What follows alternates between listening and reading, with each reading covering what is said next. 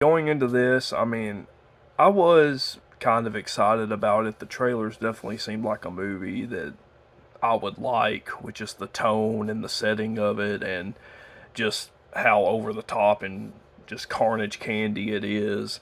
And once again, it's one of those movies that you see the trailer, you pretty much practically see almost all of the movie, which is nothing new. I'm not saying anything that is new. Uh, but it follows these two brothers, and a lot of tragic events start happening once they find this monkey. That's kind of like the Jolly Chimp toy from forever ago, and it sets off a chain of events, kind of like Final Destination, where a lot of shit starts happening and people die in crazy and over the top ways. And for the first 45 minutes to an hour, this movie I was having a blast with. It was a lot of fun. I thought it was very quick witted with the writing. I thought that it was just really entertaining to see who was going to get it next and what creative way they were going to die. And then something just completely shift off for me for this movie. Like when it got to the hour mark and it got around the part where they were adults, I completely checked out. Like, I don't know what it was. A lot of people are saying it's like completely different from Longlegs with the tone and the style of it, and I can agree with that to an extent. It's very 90s, just like Longlegs is. It got the same aesthetic, but it's something is so off about Osgood Perkins directing to me.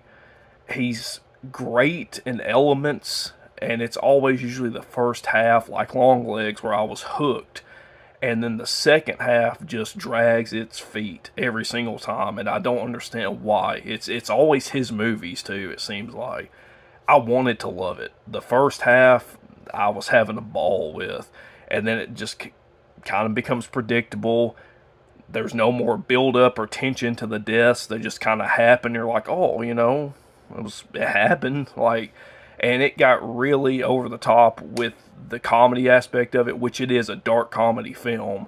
And it was doing so well in the first 45 minutes, but after that, it just kind of got, I don't want to say cringy, but it just was like, meh. Like, it just happened. It was there, and I really wasn't laughing anymore. So, yeah. I mean, first half, great. Second half, could have been a lot better. But I'm going to give it a 6.5 out of 10.